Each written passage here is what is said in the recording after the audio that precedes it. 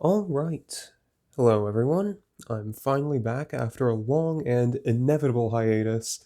After my last video a few months ago, I couldn't afford to just keep purchasing random cards, but a few weeks ago I got some money for Christmas, so of course I got new cards. And this time, when I say new, I actually mean it, not just new to me. This Digimon card game is the first ongoing, still alive card game that I'll be covering. Figured it's not too far off theme since it's kind of obscure right now, though it is growing in popularity. I wanted to get this particular premium pack that has 2 packs of the core set, and then 2 packs of the next set after that. I guess it's kind of like core set part 1 and 2. You look at the names of the booster, it's 1.0 and 1.5. So I think this was actually like, for the English release, the first couple of booster packs from Japan all just jammed into one big thing. Anyway, I'm just going to get right into it. And as I normally would, I'll share what I know about the rules and my opinion of the game as I'm opening it. It's only 4 packs, and I guess a promo card. You might have seen that on the packaging. So this won't take too long. Hoping I can get through all of my thoughts, however basic they may be. I haven't really played this game. There was a fan-made program a while back that allowed you to play against this not fantastic AI. And then there was the official tutorial app available on the Google Play Store. Looks like all the pack art is different, so that's cool. I'll make sure to show all of those before I open them. First we've got the promo, Rise Greymon. Open this up and you can see it without the plastic. It is bent. I don't know if this is like a Magic the Gathering situation where all of the foils are going to bend, or if this is just, this premium pack came out, I feel like almost a year ago now. It's just been sitting somewhere.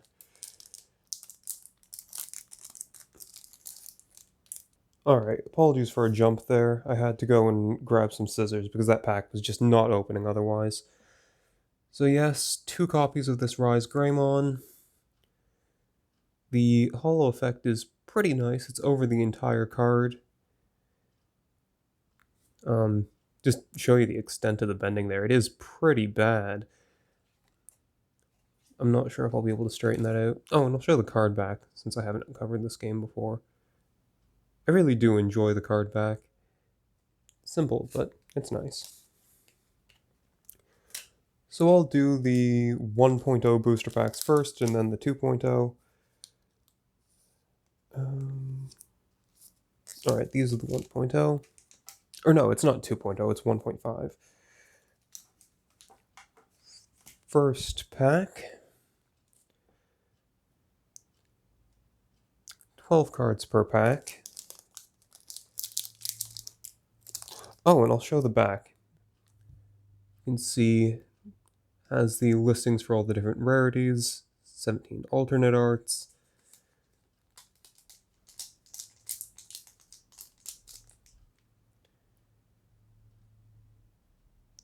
I think those are the same disclaimers that are on the back of the cardboard box earlier.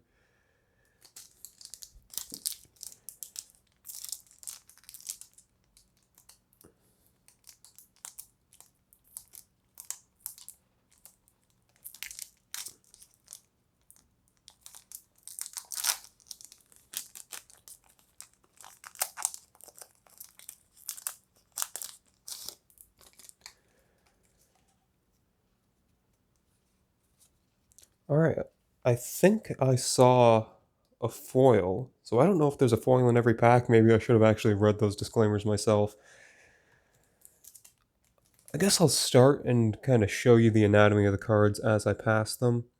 So we've just got a Digimon card here, and an option right after it, so we'll be able to go over that. Very convenient. I believe there's 6 colors, but not all of the colors appear in every pack. Or every set, that is. I think the base set only had like red, yellow, maybe blue, and then they added the other ones later. You can see DP up there. So this game just runs off of a 1 power system, not like power and toughness. You just straight up compare numbers when two Digimon fight. Name there, rarity, level. I can't remember if this is... Yeah, so the inherited effect is at the very bottom. As you would expect with a Digimon game, you can digivolve your Digimon on top of each other, and I'll show the exact way that's stacked after I have the entire pack opened.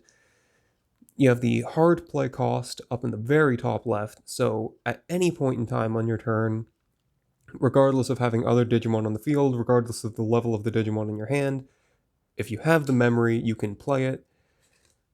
You have the Digimon or Digivolve cost beneath that. This requires a level 3 Digimon to play on top of it, or for you to play on top of.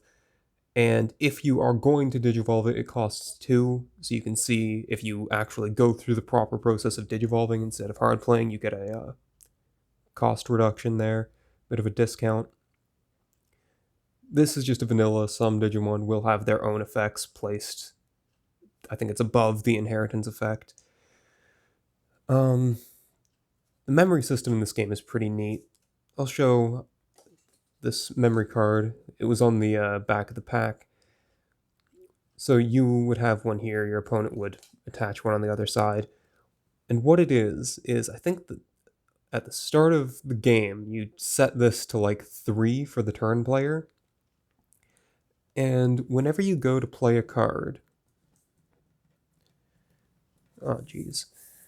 whenever you go to play a card, you look at the memory cost, you would move some sort of counter from 3, and if I was to hard play this, so it'd go 3, and then I'd move it 2, 1, 0, and then I think it would stay on my turn. If I played another thing, say another copy of this, it would go from 0. From my perspective, it would be like -1, -2, -3. Once it crosses over to the other side, it becomes the opponent's turn, and whatever number it stops at, that's how much energy they have for their turn. At any point in time, you can just end your own turn no matter how much energy you have left. If you do that, it instantly swaps over to your opponent's side and they start with 3 energy. So that back and forth is actually really cool. I think that's probably the coolest mechanic in this entire game.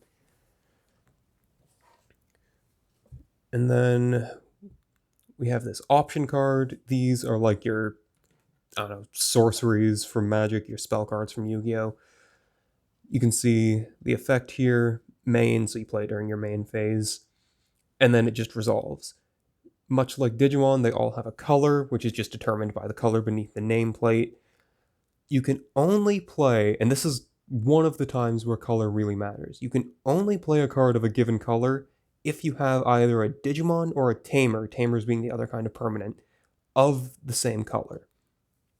And something else you'll see here is security effect at the bottom. This card doesn't actually have one, but I guess I'll just carry on looking at the rest of the cards as I explain how security works, because you don't need to strictly be looking at a card for that. So with the security system, at the start of the game, after you've shuffled your deck, decks are 50 cards, you take the top 5 cards, I believe, of your deck, and you place them face down. So just using these ones I've already opened, it would go like so. I need one more. Like so. Whenever your opponent would attack with one of their Digimon during their turn, and it is unblocked, you flip up the top card of your security, and from here, one of 2 things can happen. If the card has a security effect, that triggers instantaneously. And if instead you flip over a Digimon card, the Digimon flipped over fights the attacking Digimon from your opponent. If your DP is higher, then the opponent's Digimon is destroyed. The attack still goes through. If the opponent's DP is higher, unfortunately, nothing really happens. Your security card goes to the discard pile as normal. When you're out of security cards and your opponent attacks, there's no security check. The attack goes through, they win the game. You win the game by attacking when your opponent's out of security. anyone who's watched my past videos, I really don't love these random chance kind of face down barrier systems. I feel like the games would be a lot better off if you just, you can still use the barriers. It's an interesting alternative to health, but just add the cards to your hand if you want a catch up system. So the person who's getting attacked gets extra resources, and that's it. Oh, here's a tamer card. That's convenient. And alright, I'll just take a look at this first. I feel like that might have been the card that was on the pack art.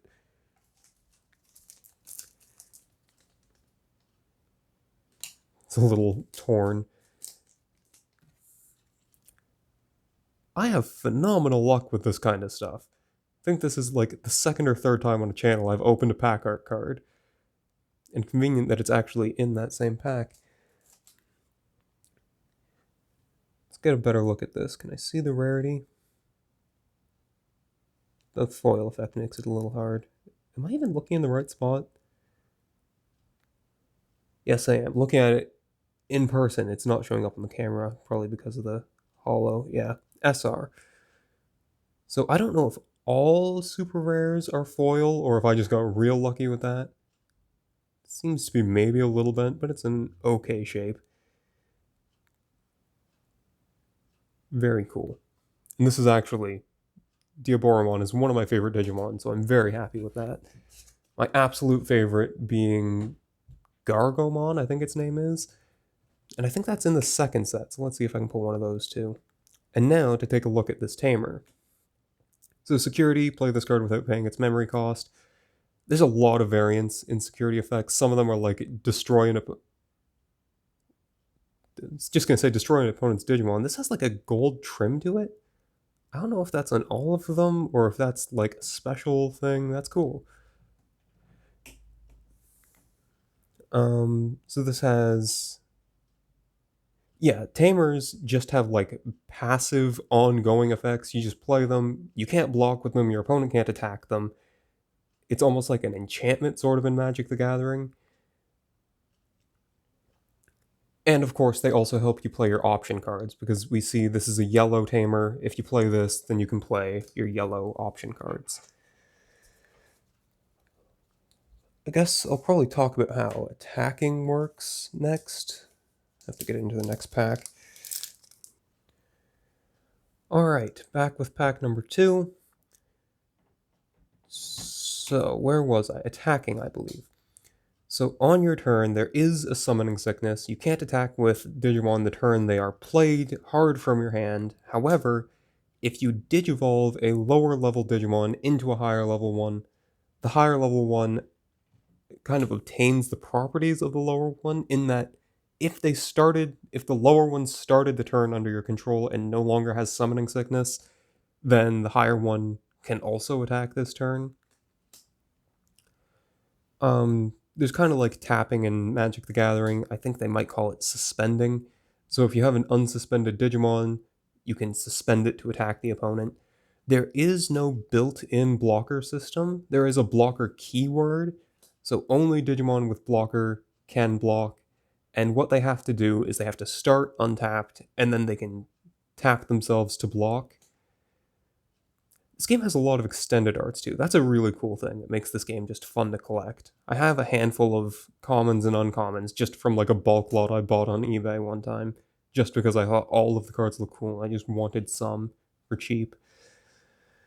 Yeah, another one of these golden trims. Oh, it's a rare. Maybe that's what that means. Or maybe I'm just stupid because this is also a rare, multiple rares per pack, I see. Oh, the back of the memory counter has a card list? Let's see if I can get this to focus. Or if it's, oh yeah. So you see the rarities of the cards, plus all their names. Pretty nice. Alright, on to 1.5. I think I actually forgot to show the pack art of the second pack, which, I mean, they are all different, so I should probably do that. And apologies if the camera angle is slightly different. I bumped my camera in between the second and third pack. So there's the distribution again, 11 alternate arts this time, probably just the same wording, I'm not even going to bother looking at it. Alright, here we are.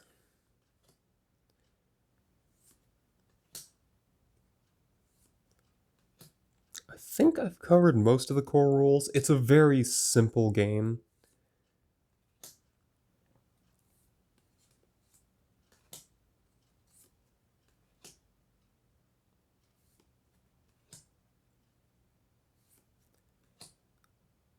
Oh wait, maybe I didn't. I think I forgot to talk about level 2s. I saw a level 2 and then got distracted by something else, so I'll describe those in a moment.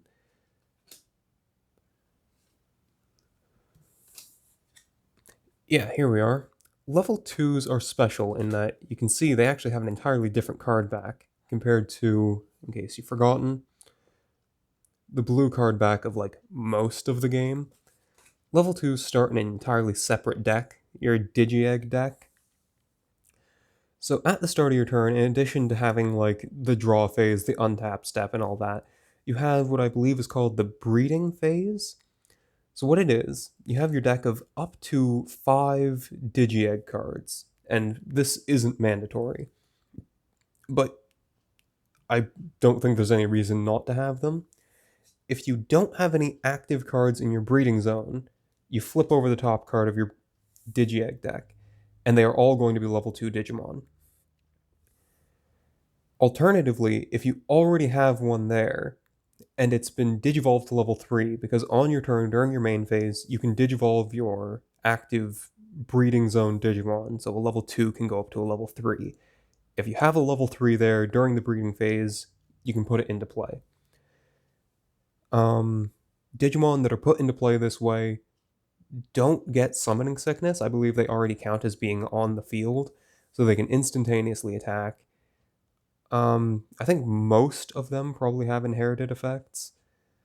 Certainly none of them would have other effects because they don't get played and they can't be on the field on their own. They just are stuck in the breeding zone. That, I believe, is the final mechanic I haven't actually talked about. So I've been going real slow trying to talk about everything. I'll show the pack art for this final pack. Pretty cool. Open this up.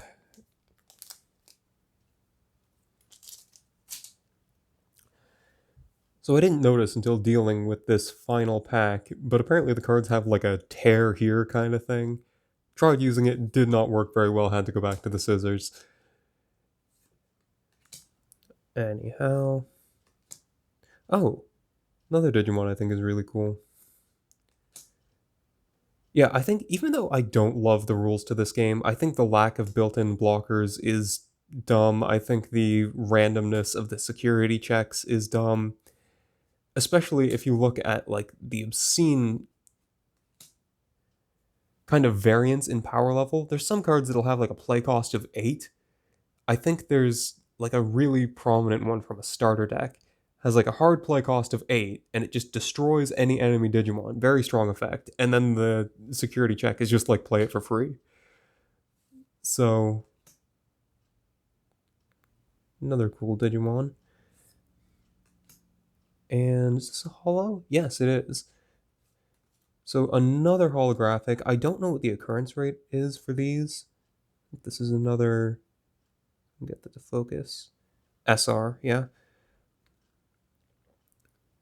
Pretty good. And this demonstrates the multicolor mechanic. So you can see this can actually evolve from either a black or I think that's supposed to be a red. Nice way to end this. Oh, and just seeing Greymon and the fact that the promo is Rise Greymon reminded me.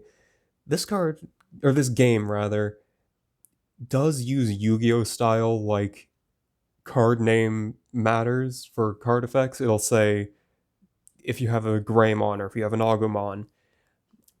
I don't necessarily love that. I feel like it would have been better if they did a tagging system. It's not the end of the world as long as they're consistent with their translations, but it could have an old Accept Frog the Jam problems from Yu-Gi-Oh! Where some card based on a bad translation ends up in an archetype it shouldn't, but only in some languages. Alright. So I've been hoping to get my hands on some cards from this game for a long time. It was kind of hard to do so, couldn't find them in any physical stores. Amazon is massively overpriced. And I hate paying for shipping from like smaller card game retailers. But I did it, and I had a lot of fun with it. Don't think I'll be opening this game again on the channel anytime soon, but I enjoyed what I had. So I think I have one more product just at the ready to open, and another one's like in the mail making its way towards me. So another few videos in the near-ish future, and then after that probably another like 6-month hiatus until something else comes up and I end up caving in and spending more money than I should on random old junk. Anyway, um, maybe stay tuned for that Dragoborn video that I've been talking about for 6 months. Or maybe don't, because even I don't really like that game, and I barely even have the enthusiasm to open the product. See you next time.